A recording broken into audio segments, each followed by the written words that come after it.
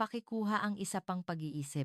Isang babaeng taga-Czech na tumanggi sa alok ng pagiging propesor sa Prague para sa pag-ibig na piniling tumira sa Pilipinas kasama ang kanyang minamahal.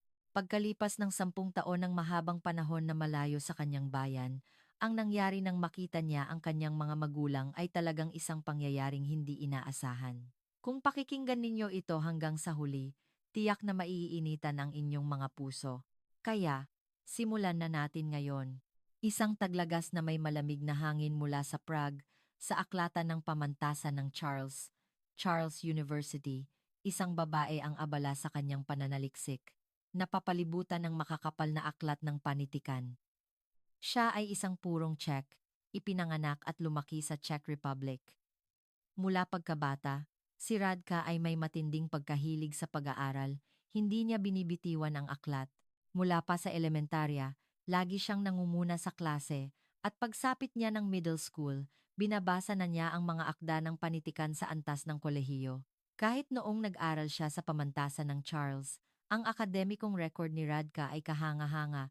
Nagtapos siya ng bachelor's degree na may summa cum laude sa kursong panitikan, at sa matinding paghikayat ng mga propesor, nagpatuloy siya sa master's at kasunod ay sa doctoral degree. Sa larangan lalo na ng pananaliksik sa panitikang Asyano, lubos na pinuri ng mga akademya ang kanyang tesis.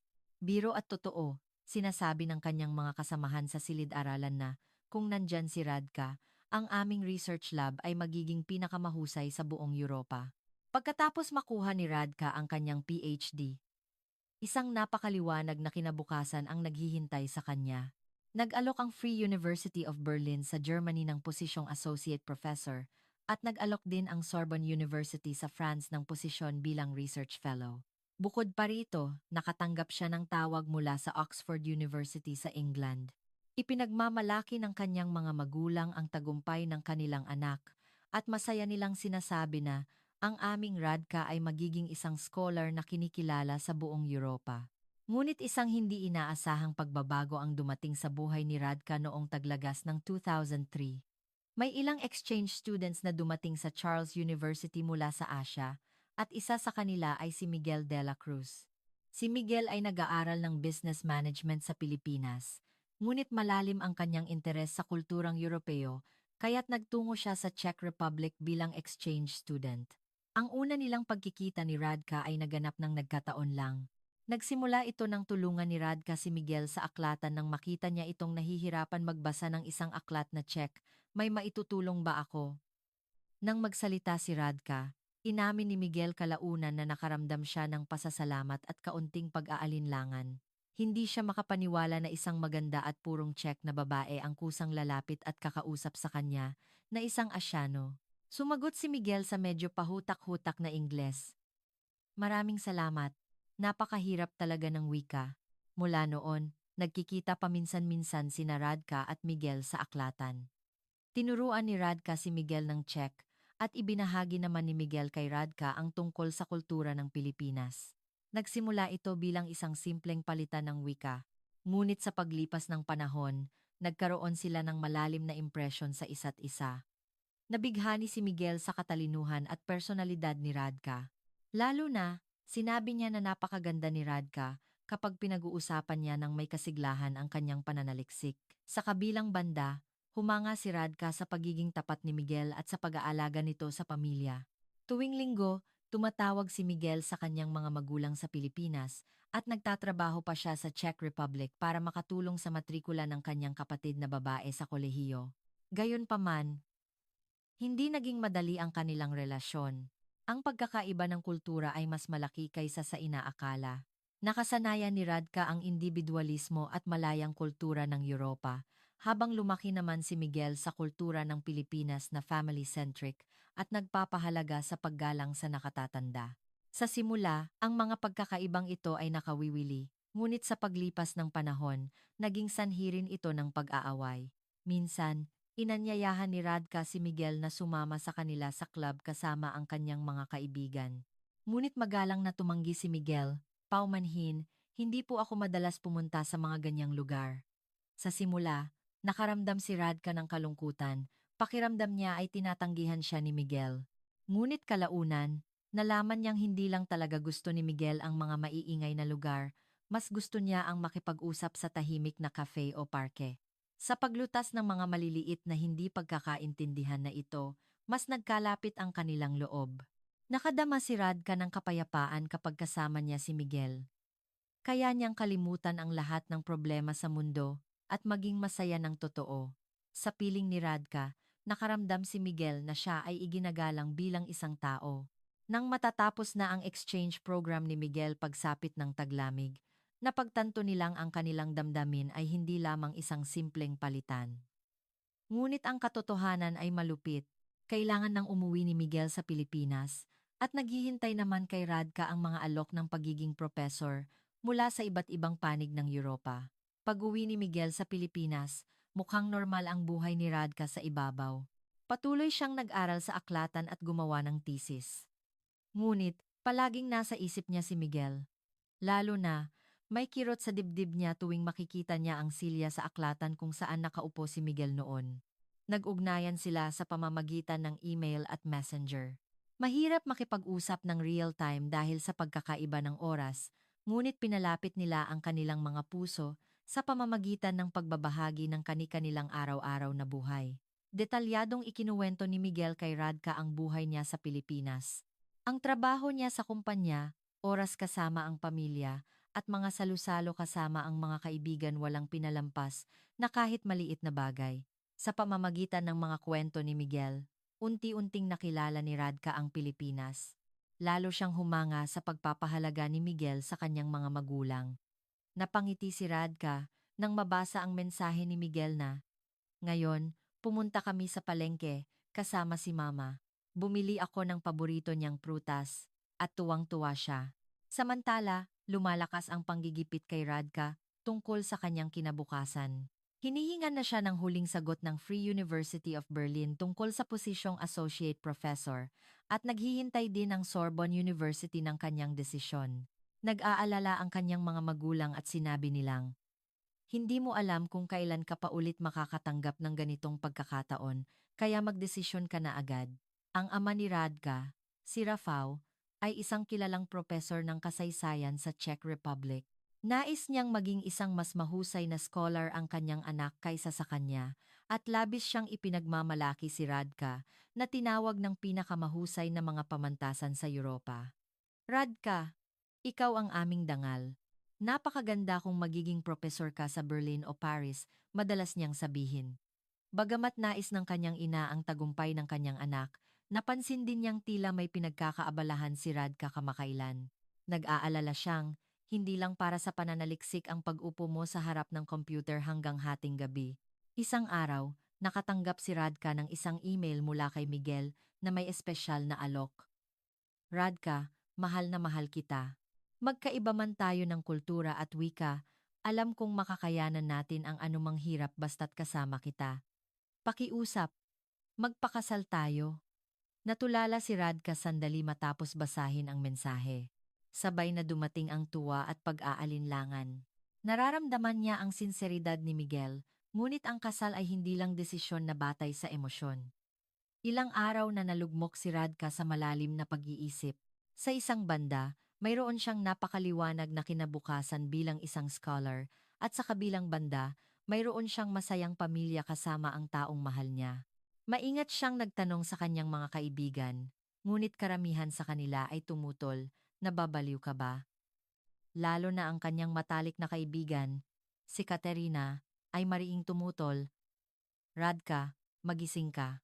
Gaano ka kasigasig nag-aral?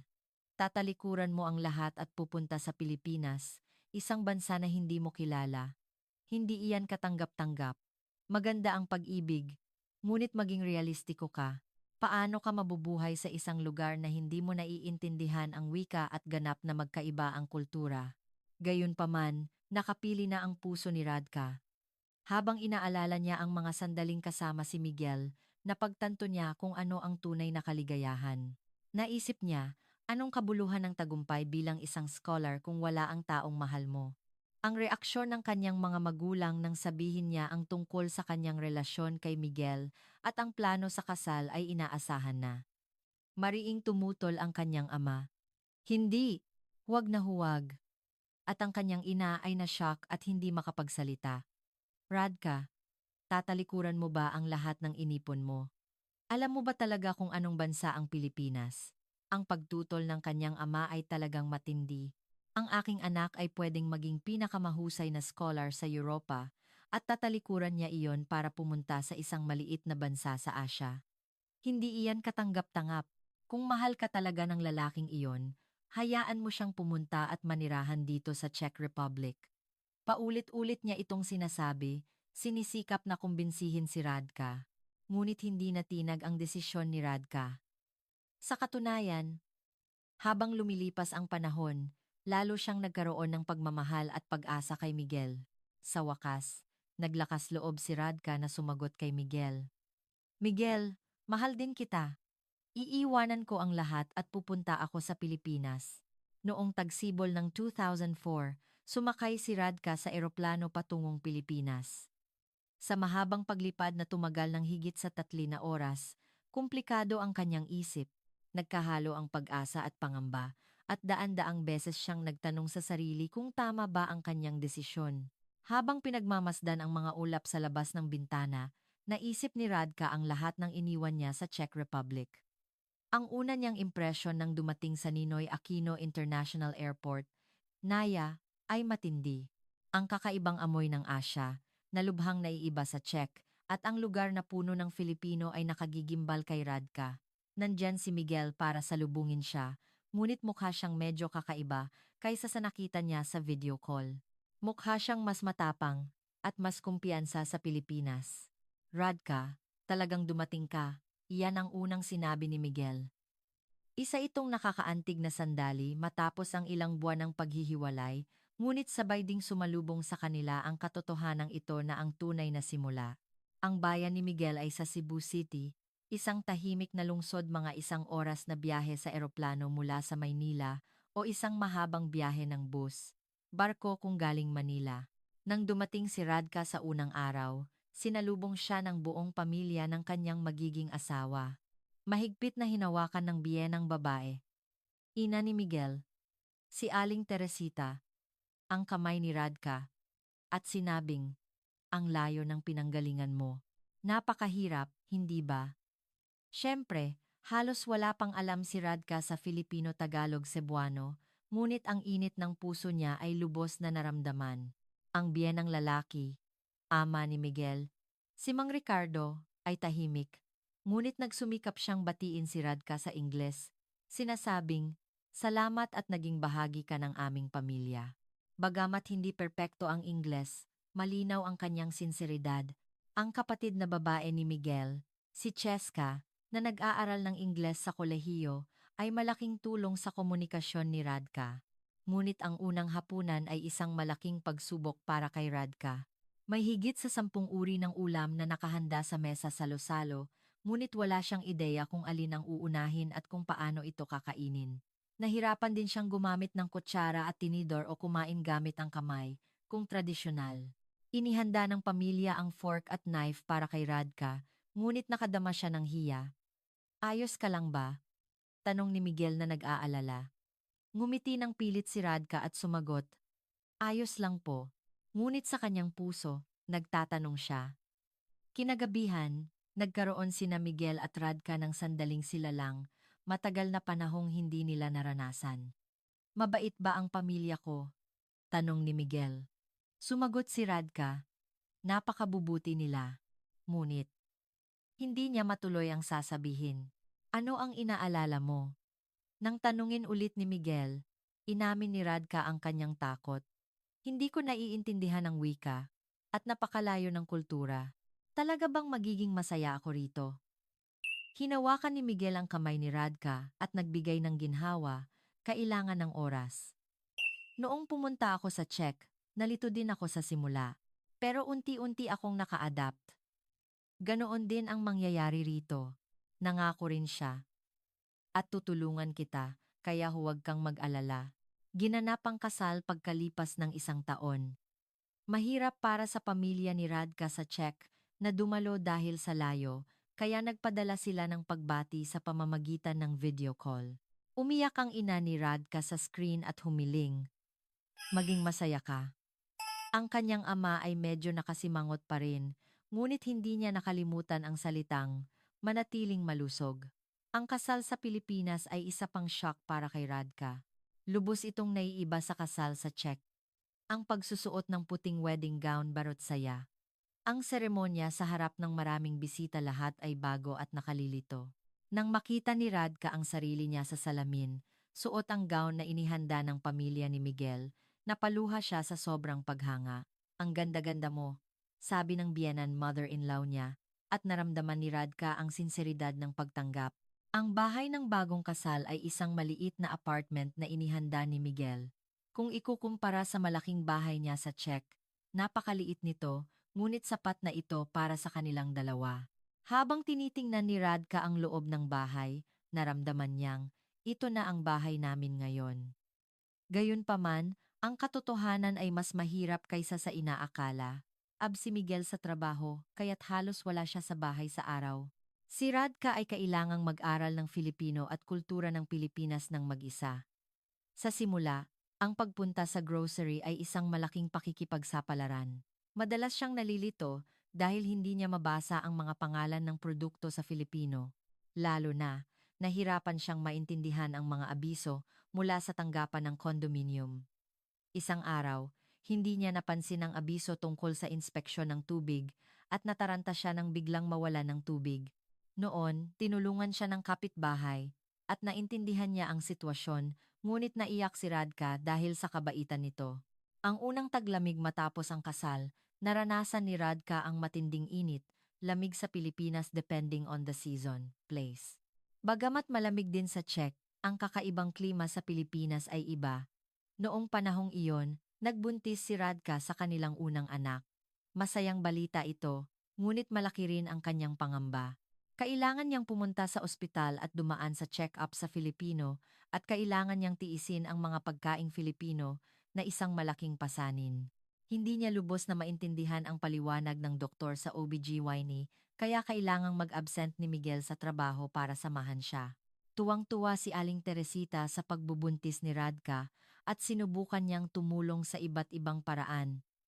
Ngunit, kahit iyon ay naging pasanin para kay Radka, ang mga superstition tungkol sa pagkain ng buntis sa Pilipinas ay ibang-iba sa Czech.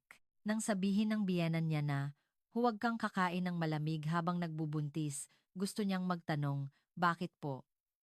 Ngunit dahil hindi siya makapagsalita, tumango na lang siya. Sa panahon ng pagbubuntis, ang pinakamahirap para kay Radka ay ang kalungkutan.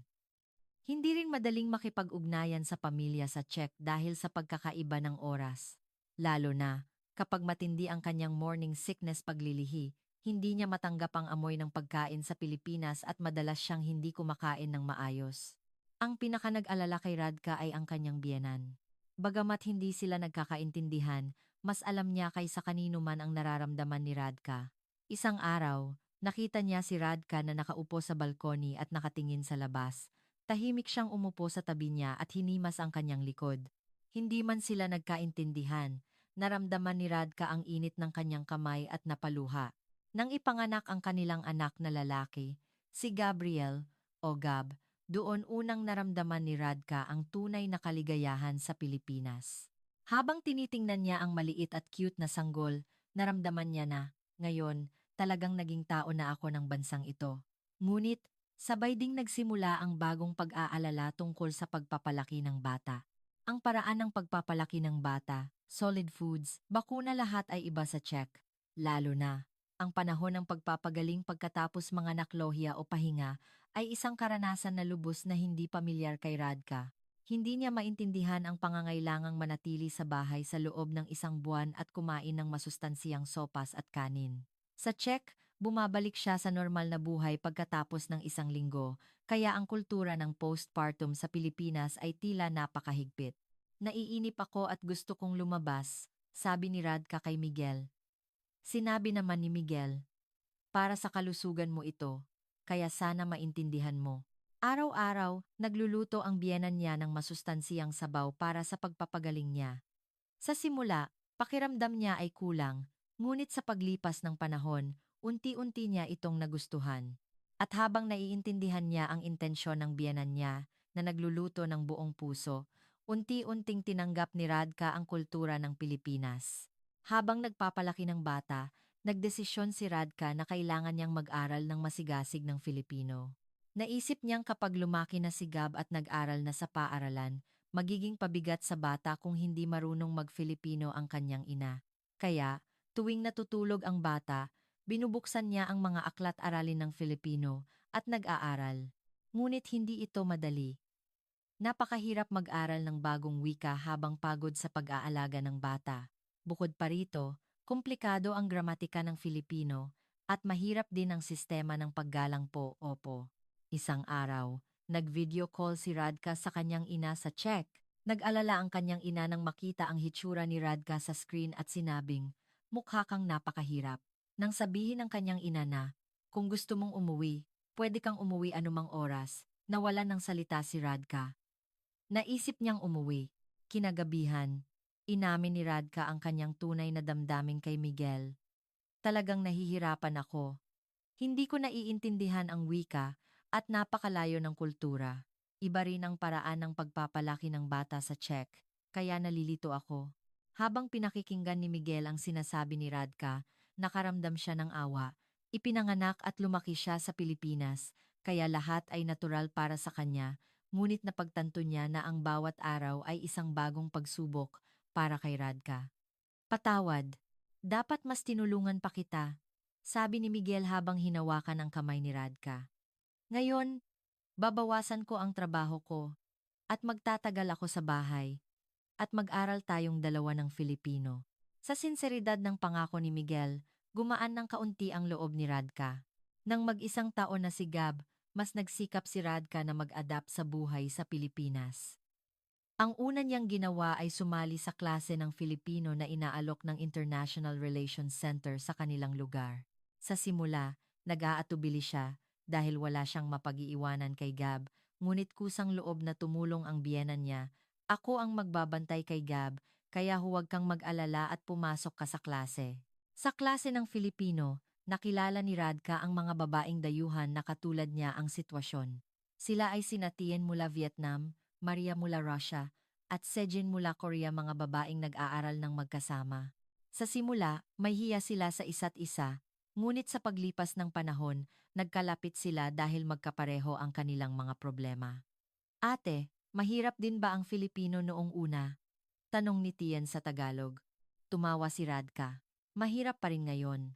Nagbahagi sila ng mga kahirapan na naranasan nila sa pag-aaral ng Filipino at nagbigay ng inspirasyon sa isa't isa. Ang komplikadong sistema ng paggalang sa Pilipinas ay isang karaniwang problema para sa lahat ng dayuhan. Ang kanilang guro sa Filipino, si Gian Santos, ay napakabait at matiyaga. Palagi siyang nagpapalakas ng loob, "Huwag kang mag-alala kung mabagal, hindi naman agad-agad matututo ng wika." Binibigyan din niya ng pribadong gabay si Radka tungkol sa pagbigkas ng R at D na nahihirapan siyang bigkasin. Sa loob ng 3 buwan na pagpasok sa klase ng Filipino, kapansin-pansin ang pag-unlad ng kasanayan ni Radka sa Filipino. Kaya na niyang makipag-usap sa pang-araw-araw na buhay, at kaya na rin niyang magtanong sa tindera kung nasaan ang mga produkto sa grocery. Higit sa lahat, ang pinakamalaking tagumpay ay ang kumpiyansa na kaya niyang makipag-usap sa Filipino. Noong panahong iyon, nagbuntis si Radka sa kanilang pangalawang anak. Sa pagkakataong ito, hindi tulad ng una niyang pagbubuntis, may kaunti siyang kaluwagan dahil naiintindihan na niya ang sistema ng OBGYN sa Pilipinas. Kaya na niyang makipag-usap sa doktor sa simpleng Filipino at makipag-usap sa ibang mga buntis. Pagkapanganak ng kanilang anak na babae, si Mia, nagsimulang makisali si Radka sa lipunan ng Pilipinas. Habang unti-unting lumalaki ang mga bata at nagkakaroon siya ng mas maraming oras, naramdaman niyang gusto niyang gumawa ng isang bagay na makabuluhan. Sakto namang narinig niya ang balita na may naghahanap ng trabaho sa isang maliit na karinderya sa kapitbahay. "Ayos lang ba talaga?" tanong ni Miguel na nag-aalala. Hindi pa perpekto ang Filipino mo, ngunit matigas ang desisyon ni Radka. "Gusto ko itong subukan. Kung mananatili lang ako sa bahay, hindi rin uunlad ang Filipino ko." at gusto kong makipag-usap sa mga tao. Ang may-ari ng karinderya ay si Lola Celia, isang matandang babae na may napakainit na personalidad na nasa simula ng 60s. Tawagin mo akong Lola Celia, Radka, sabi niya. Nang una niyang makita si Radka, sinabi niya, ang ganda-ganda mo, at magaling ka na mag-Filipino. Sa unang araw ng trabaho, hindi makatulog si Radka sa sobrang kaba. Magagawa ko ba ng maayos? Hindi kaya ako magkamali? Nangingibabaw ang pag-aalala.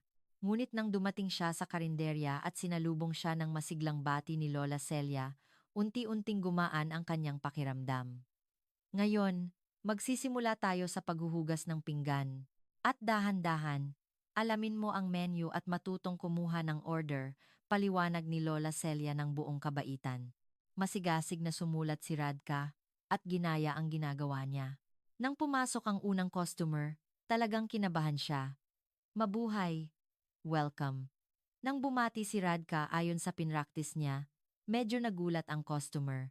Nagtaka sila dahil isang dayuhan ang bumabati sa Filipino. Isang order ng adobo.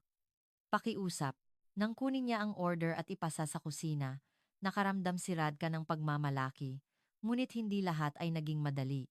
May ilang customer na naiinis dahil hindi nila maintindihan ang pahutak-hutak na Filipino ni Radka. Ano ang sinasabi mo? Hindi ka ba marunong mag-Filipino ng maayos? Nang marinig niya ang mga salitang iyon, talagang nasaktan si Radka. Sa mga araw na ganoon, naglalabas siya ng stress kay Miguel pag-uwi. Kung mahirap, pwede mo nang itigil. Nagbigay ng ginhawa si Miguel, ngunit ayaw ni Radka sumuko. Gusto ko pang subukan. Siguradong gaganda ang lahat. Wala nang nagawa si Miguel kundi ang suportahan ang tiyaga ni Radka.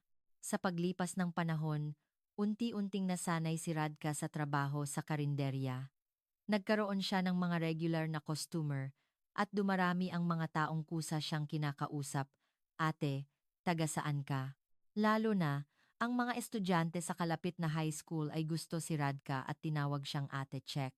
Pagkalipas ng 6 na buwan sa karinderya, hindi lang customer service ang inatupag ni Radka, nagkaroon din siya ng interes sa pagluluto. Tinuruan siya ni Lola Celia kung paano gawin ang sabaw ng sinigang, kung paano magbalot ng lumpiang Shanghai, at iba pa. Radka, ang galing-galing mo sa kamay. May sense ka sa pagluluto, pinuri siya ni Lola Celia, at labis na natuwa si Radka. Lalo na, ang Czech-style lumpiang Shanghai, na ginawa ni Radka ay naging popular sa mga customer.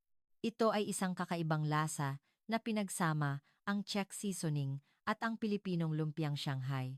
Ang sarap talaga ng lumpiang na ito. Saan mo ito natutunan? Sa papuri ng mga customer, nagkaroon ng kumpiyansa si Radka. Ipinagmamalaki rin ni Lola Celia, ang lumpiang Shanghai na gawa ng aming Radka ay special. Umangat din ang galing ni Radka sa pagluluto sa bahay. Si Radka, na hindi makagawa ng instant noodles ng maayos noon, ay marunong na ngayong gumawa ng sinigang, adobo, at gulay. Lalo na, nang magsimula siyang gumawa ng baon ng mga bata, tuwang-tuwa si Gab, ang baon na gawa ni Mama ang pinakamasarap. Nagulat si Miguel sa pagbabago. Minsan, sinabi niyang, hindi ko alam na ganyan ka pala kagaling magluto. Lalo na, ang Czech-style goulash na niluto ni Radka ay naging paboritong menu ni Miguel. Napansin din ng pamilya ni Miguel ang pagbabago ni Radka. Ang manugang namin, talagang naging Pilipina na, sabi ng biyenan niya na nasiyahan. Nagbiro naman ang biyenang lalaki niya, mas madalas na akong pumunta sa bahay namin para kumain ng luto ni Radka. Nagpakita rin ng interes si Cheska, ang kapatid ni Miguel. Ate, turuan mo ako ng secret sa pagluluto. Ngunit isa pang hamon ang naghihintay kay Radka. Narinig niyang si Tien, ang kaibigan niya sa klase ng Filipino, ay susubok sa Filipino Language Test, FLT, o isang katumbas. Ate, sumama ka na rin. Tingnan natin kung gaano na tayo kagaling sa Filipino, sabi ni Tien. Nagkaroon din ng interes si Radka. Ngunit hindi madali ang paghahanda para sa pagsusulit. Kaya na niyang makipag-usap sa pang-araw-araw na buhay, ngunit kulang siya sa sistematikong kaalaman tulad ng gramatika at bokabularyo. Nag-aaral si Radka ng mga aklat ng pagsusulit hanggang hating gabi pagkatapos ng trabaho sa karinderya at pagkatapos patulugin ang mga bata. Huwag mong pilitin ang sarili mo, nag-alala si Miguel, ngunit sinabi ni Radka, gusto kong subukan. Gusto kong makita kung gaano na ako kagaling sa Filipino. Wala nang nagawa si Miguel kundi ang suportahan ang Radka na ganoon. Tuwing weekend, inaalagaan ni Miguel ang mga bata para makapag-aral si Radka. Aktibo ring sinuportahan ng biyenan niya ang pag-aaral ni Radka. Ako ang magbabantay sa mga bata habang nag-aaral ang manugang namin, kaya huwag kang mag-alala at magsikap ka, sabi niya. Sa mainit na pag-aalaga ng pamilya ni Miguel, mas lalo pang nagsikap si Radka. Sa wakas, dumating ang araw ng pagsusulit. Pumasok si Radka sa testing center ng kinakabahan.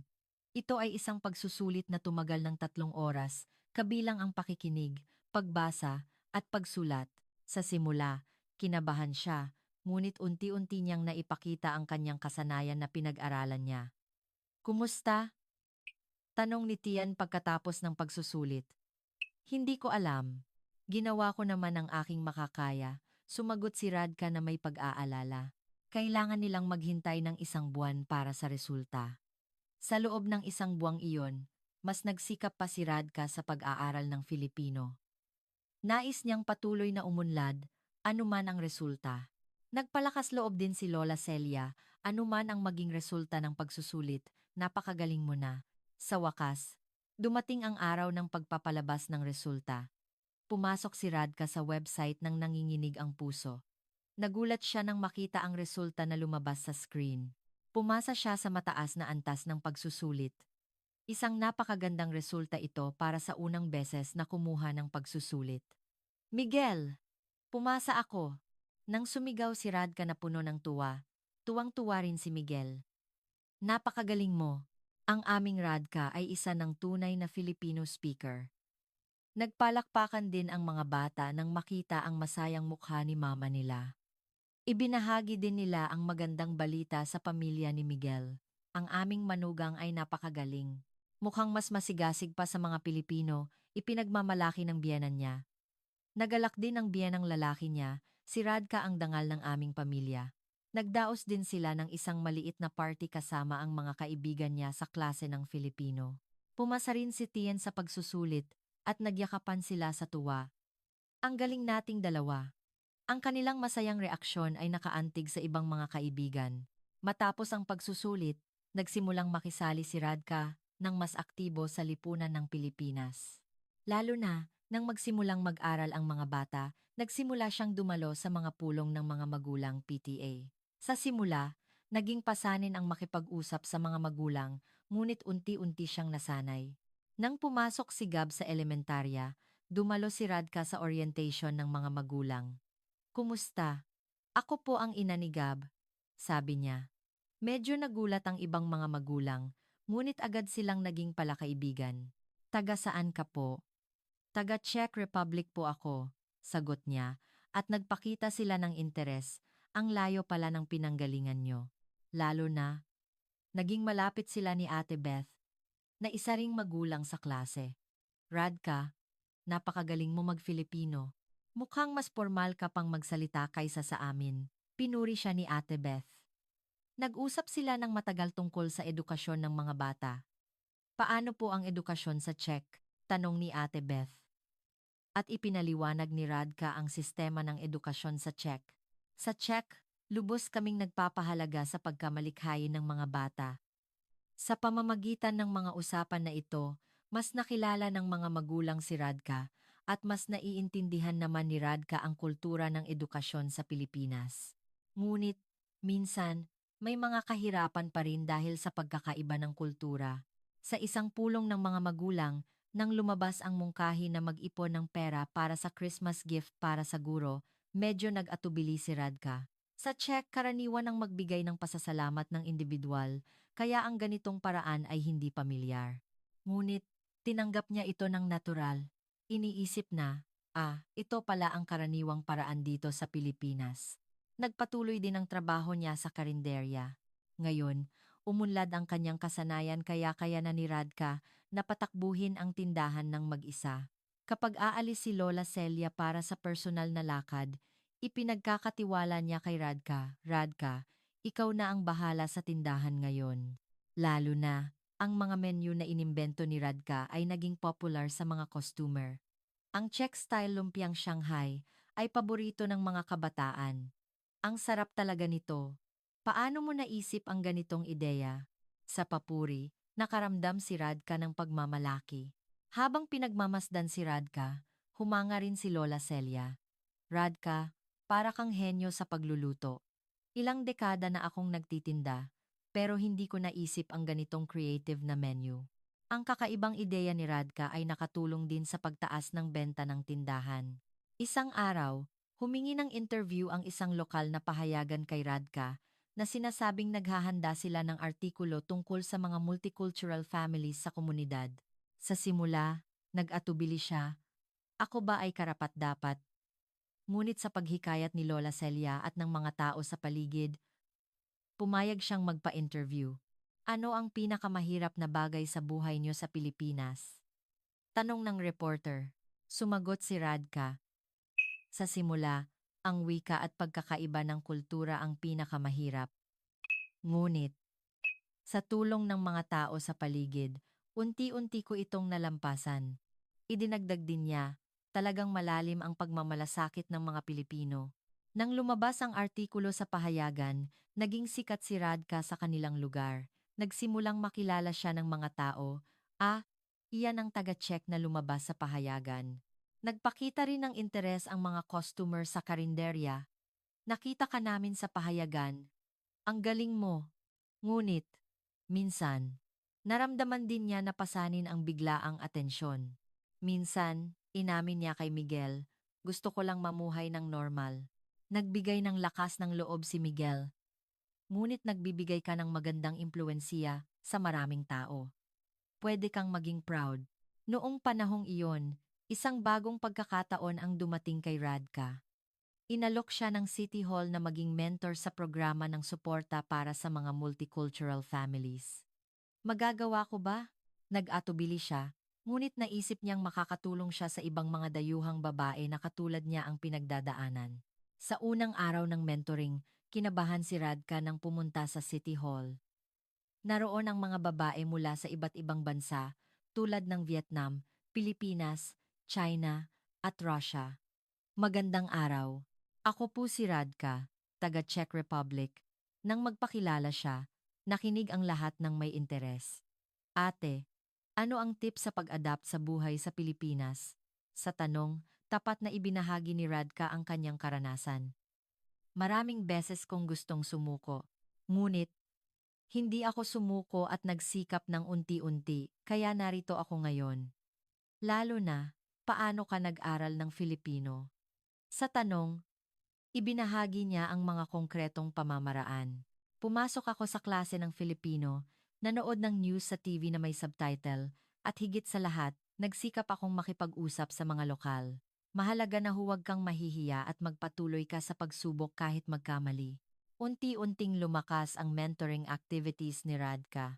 Tuwing Sabado, sa pulong ng mga multicultural families sa City Hall, nagbigay si Radka ng iba't ibang payo bilang isang senior.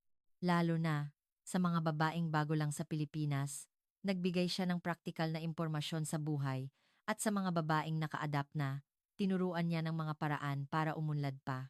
Isang araw, humingi ng payo ang isang babae mula Russia, si Elena. Ate, hindi ko po gusto ang pagkain sa Pilipinas at hindi ako maka-adapt. Ano po ang ginawa niyo? Sa tanong, ibinahagi ni Radka ang kanyang karanasan. Noong una, takot din ako sa bagoong fermented fish. Ngunit, sa unti-unting pagkain, ngayon, parang may kulang kung wala ang bagoong. Nagbigay din si Radka ng konkretong pamamaraan kay Elena. Subukan mo muna sa maliit na dami, at may iba't ibang uri ng pagkain sa Pilipinas.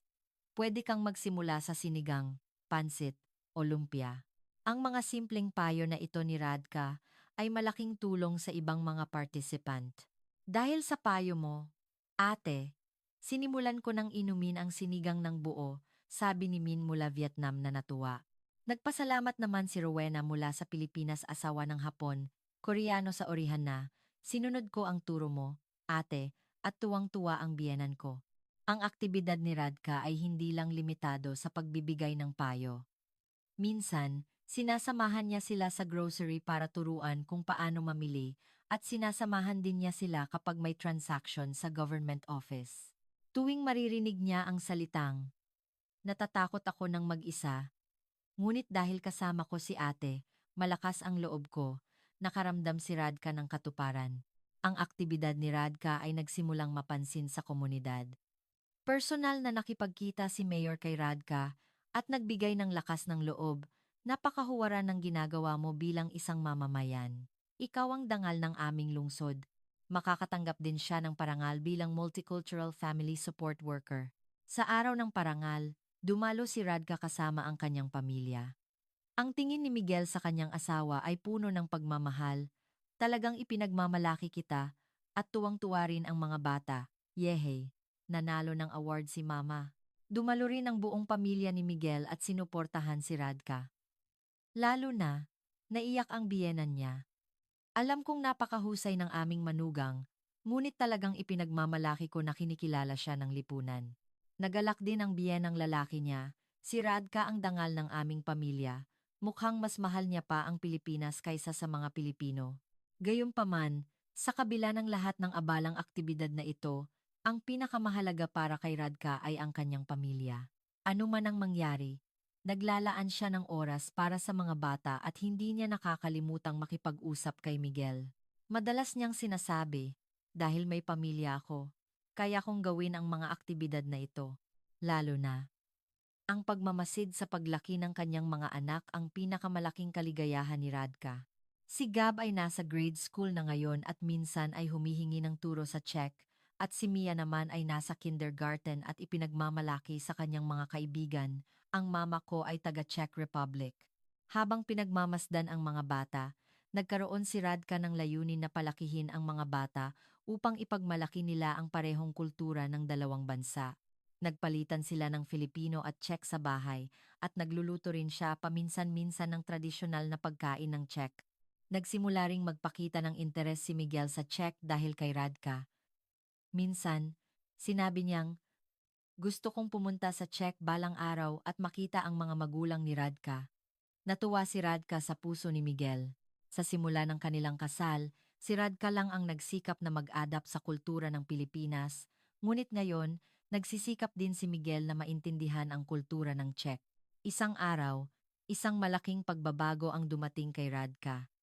Nagkaroon siya ng pagkakataong bumisita sa kanyang pamilya sa Czech sa unang pagkakataon pagkatapos ng 10 taon. Pinayagan siya ng kumpanya ni Miguel na magkaroon ng mahabang bakasyon at bakasyon din ng mga bata, kaya't ang buong pamilya ay makakabisita sa Czech Republic. Pupunta na talaga tayo, parang hindi pa rin makapaniwala si Radka. Para itong panaginip na makikita niya ng personal ang kanyang mga magulang na nakakausap lang niya sa video call sa loob ng 10 taon. Nagpakita rin si Miguel ng pag-asa at kaba. Makikita ko na rin ang tito at tita ko ng personal. Habang naghahanda sila sa pag-alis, buong puso niyang pinili ang mga regalo para sa kanyang pamilya sa Czech.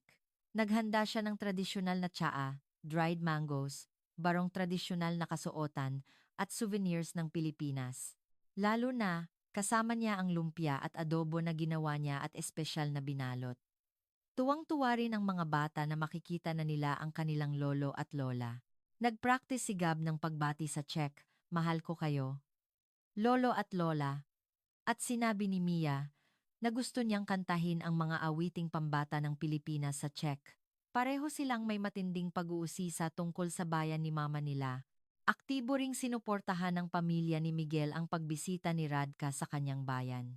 Kailangan nating maghanda ng regalo para sa mga magulang ng manugang namin, sabi ng biyenan niya at naghanda ng tradisyonal na kakanin ng Pilipinas at ginseng na produkto. Tumawa naman ang biyenang lalaki niya. Sabihin mo kay tatay ni Radka na magdala ng isang bote ng lambanog para mag-inuman kayo. Sa wakas, sa araw ng pag-alis, sumakay si Radka sa eroplano sa Enaiya na may damdamin na lubos na naiiba sa unang beses niyang dumating sa Pilipinas 10 taon na ang nakakaraan.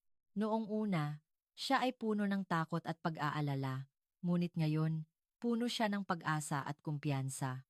Ang lahat ng kanyang karanasan sa Pilipinas ay lalo siyang nagpatibay. Anong klaseng lugar ang Czech Republic? Tanong ni Mia. Sumagot si Radka. Napakaganda at napakabuting lugar. Siguradong magugustuhan ninyo. At sa kanyang puso, may pag-uusisa at kaunting kaba kung ano ang iisipin ng kanyang mga magulang tungkol sa kanyang pamilya. Nang dumating sila sa Prague Airport pagkatapos ng 13 oras na paglipad, napaisip si Radka habang nilalanghap niya ang hangin ng kanyang bayan. Ngunit, ang kakaiba ay, imbes na ganap na makaramdam ng kapayapaan, pakiramdam niya ay isang bisita siya. Ang 10 taon ay nagpabago kay Radka bilang Pilipina. Nang makita niya ang kanyang mga magulang na naghihintay sa labasan ng airport, napaluha si Radka. Ang kanyang ina ay tumanda na ng husto, at ang buhok ng kanyang ama ay puti na. Sa yakap ng kanyang ina, na tumakbo at sumigaw, Radka. Nawalan ng salita si Radka sandali. Sila ang ating apo. Ang ating apo sa tuhod at apo sa lola. Tuwang-tuwa ang lolo at lola nang yakapin si Gab at Mia. Kahit hindi sila nagkakaintindihan, hindi na kailangan ng wika sa pagitan ng magkadugo. Dobry den, magandang araw. Tito at tita, nang bumati si Miguel sa Czech, lubos na naantig ang mga magulang ni Radka. Ang muling pagsasama nila Radka at ng kanyang pamilya sa Czech ay talagang nakakaantig. Nagulat sila sa pagbabago ng kanilang anak. Pagkatapos ng 10 taon, ang anak namin, napakatapang at napakakumpiyansa na ngayon, sabi nila na natutuwa. Lalo na, humanga sila nang makita si Radka na nakikipag-usap sa mga bata sa Filipino-Tagalog, Cebuano. Ikinuwento ni Radka sa kanyang mga magulang ng detalyado ang kanyang 10 taon sa Pilipinas. Ang mga unang kahirapan, ang pag-aaral ng Filipino, ang trabaho niya sa karinderya, ang mentoring activities, at ang bago niyang trabaho sa translation, lahat ng karanasan ay tapat niyang ibinahagi. Habang pinakikinggan ng kanyang mga magulang ang kuwento ng kanilang anak, minsan ay nag-alala sila at minsan ay ipinagmamalaki. Nag-alala talaga kami noong una. Iniisip namin kung paano ka mabubuhay nang mag-isa sa napakalayong bansa, inamin ng kanyang ina ang kanyang tunay na damdamin. Pero, ngayon, mukhang tama ang desisyon mo. Nakikita naming napakasaya mo rito sa Pilipinas, kaya panatag na ang loob namin, sabi niya. Sa simula, medyo nag-atubili pa rin ang kanyang ama. Ito ay dahil sa alaala ng pagtutol niya sa kasal ni Radka, 10 taon na ang nakaraan. Ngunit, habang nakikipag-usap siya kay Miguel at nakikita niya ang pag-aalaga nito sa kanyang mga apo, unti-unti siyang nagbukas ng puso. Lalo siyang humanga sa pagsisikap ni Miguel na matuto ng Czech. Nang ipakita ni Radka ang mga Filipino dishes na niluto niya, nagulat ang kanyang mga magulang. Ito ba talaga ang luto ng aming Radka? Humanga sila ng tikman ang sinigang, adobo, at bistek. Nagbuhos din si Miguel ng beer sa ama ni Radka ng may paggalang. Kahit hindi sila nagkakaintindihan, naantig ng husto ang ama ni Radka sa sinseridad ng kanyang manugang. Sinabi niyang hindi niya alam na si Miguel ay isang taong napakagalang at nagpapahalaga sa pamilya. Sa wakas, sinabi niyang tinatanggap na niya ng buong puso ang desisyon ni Radka. Ang sandaling lubos na kahanga-hanga ay nang bumati si Gab sa kanyang lolo at lola sa tradisyonal na Pilipinong paraan. Tinuruan ni Radka ang mga bata ng Filipino etiquette na natutunan niya sa Pilipinas. Ang aming apo, napakagalang lumaki, napaluha ang lolo at lola. Sa loob ng 2 linggo sa Czech, libot-libot ni Radka ang kanyang pamilya sa kanyang bayan. Ipinakilala niya ang kanyang nakaraan sa mga bata at kay Miguel ang parke kung saan siya naglaro, ang paaralan kung saan siya nag-aral, at ang pamantasan kung saan siya nag-aral. Dito nag-aral si Mama, nagtaka ang mga bata. Ngunit ang kakaiba ay, habang nasa Czech si Radka, nagsimula siyang mamiss ang Pilipinas. Ang 10 taon ay nagawa na ang Pilipinas na kanyang pangalawang bayan. Lalo na, naaalala niya si Lola Celia, ang mga kaibigan niya sa klase ng Filipino, at ang mga taong kasama niya sa mentoring activities. Ako ba ay talagang naging Pilipina na? Naisip niya, ang pagkain sa Czech ay hindi na rin niya gaanong gusto tulad noon. Para sa kanyang panlasa, na nasanay sa pagkain sa Pilipinas sa loob ng 10 taon, tila may kulang sa pagkain sa Czech. Lalo na, Namiss niya ang sinigang at ang anghang ng bagoong. Sinabi rin ni Miguel na namiss niya ang pagkain sa Pilipinas. Nagtaka ang mga bata sa simula, ngunit sa paglipas ng panahon, nagsimula silang magtanong kung kailan sila uuwi sa Pilipinas. Para sa mga batang ipinanganak at lumaki sa Pilipinas, ang Pilipinas ang kanilang tunay na bayan. Mababait ang lolo at lola sa Czech, ngunit namiss nila ang bahay nila sa Pilipinas at ang kanilang mga kaibigan. Ang pamamaalam sa airport nang umalis sila sa Czech ay malungkot, ngunit ang atmosphere ay lubos na naiiba sa 10 taon na ang nakakaraan. Sa pagkakataong ito, hindi ito isang pamamaalam na puno ng pangamba kung kailan sila magkikita ulit, kundi isang pamamaalam na nagkukumpirma ng kanilang kaligayahan. Ngayon, panatag na ang loob namin. Talagang masaya ka sa Pilipinas, Radka. Umiyak ang mga magulang ni Radka. Sa susunod, kami naman ang bibisita sa Pilipinas, sa sinabi ng kanyang ina. Talaga po. Kung makakapunta kayo sa Pilipinas, magluluto ako ng maraming masarap na Filipino dishes. Tuwang-tuwa si Radka. Tumawa rin ang kanyang ama. Gusto kong uminom ulit ng lambanog. Sa eroplano pabalik sa Pilipinas, binalikan ni Radka ang nakalipas na 10 taon. Ipinagmamalaki niya ang sarili niya na nagtayo siya ng isang bagong buhay sa isang bansang hindi niya kilala, na tinalikuran niya ang lahat ng kanyang pagkabata. Ang paglampas sa language barrier, pagkakaiba ng kultura, at kalungkutan lahat ng kahirapan, at ang pagdating niya sa kinalalagyan niya ngayon ay talagang ipinagmamalaki niya. Nang dumating sila sa Naiya, naramdaman ni Radka na, nakarating na ako sa bahay. Ang Pilipinas ay naging kanyang tunay na bayan. Sinalubong siya ng pamilya ni Miguel. Kumusta? Kumusta ang mga magulang mo sa Czech? Sumagot si Radka, tuwang-tuwa po sila, at sinabi nilang bibisita sila sa Pilipinas sa susunod. Talaga? Kung ganoon, kailangan nating maghanda ng isang buong puso na pagsalubong.